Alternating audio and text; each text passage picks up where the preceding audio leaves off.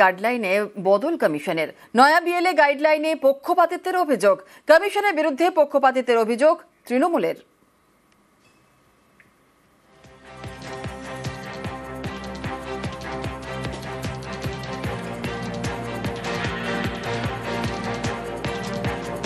দু 2023-এর বিএলএ গাইডলাইনে বদল কমিশনের নয়া বিএলএ গাইডলাইনে পক্ষপাতিত্বের অভিযোগ, কমিশনের বিরুদ্ধে পক্ষপাতিত্বের অভিযোগ তৃণমূলের।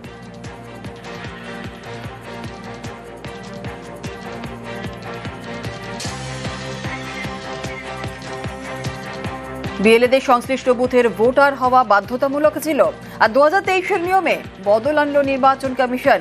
এবার থেকে সংশ্লিষ্ট বিধানসভার ভোটার হলেই বিএলএ।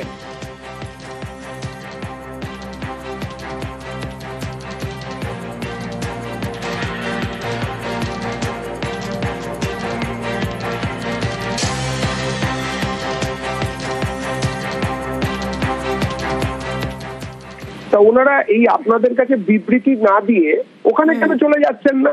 এত অন্যায় হচ্ছে, ভয়ঙ্কর খেলা খেলছে শুনলাম তো, গলা কাঁপিয়ে কাঁপিয়ে বললেন। খেলা হবে স্লোগান তো ওনারা দিয়েছিলেন, এবারে ওনারা চলে যাচ্ছেন না কেন? সুপ্রিম কোর্টে খেলতে চলে যান। এত আইনের জাহাজ, এত আইন বোঝেন, বড় বড় সব উকিল বাবুরা রয়েছেন, দরকার হলে পয়সা দিয়ে জনগণের ট্যাক্সের পয়সায় যারা চাকরি গিয়েছিল তাদের চাকরি আরো ভালো করে যাওয়ার জন্য উকিল রেখেছিলেন। এত বড় দুর্ঘটনা ঘটছে, ইলেকশন কমিশন করছেন, ওনারা যাচ্ছেন কেন? কেন যাচ্ছেন না? চলে যেতে বলুন। বিজেপি এবং বিরোধীদের সুবিধা করে দিতে ভয়ঙ্কর খেলা খেলছে জাতীয় নির্বাচন কমিশন।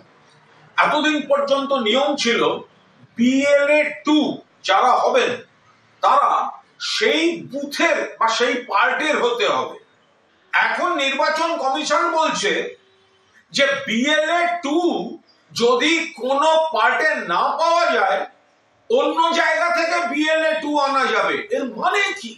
যেহেতু লোক পাচ্ছেন অর্ধেক বুথে, সেই জন্য নির্বাচন কমিশন বিজেপির কথায়, বিজেপির স্বার্থে বলছে অন্য বুথের লোক এখন যদি বিএলএ 2 না পাওয়া যায় তাহলে অন্য বাইরের লোককে এনে, অন্য বুথের লোককে এনে বিএলএ 2 করা যেতে পারে। তৃণমূল কংগ্রেসের তীব্র বিরোধিতা করছে।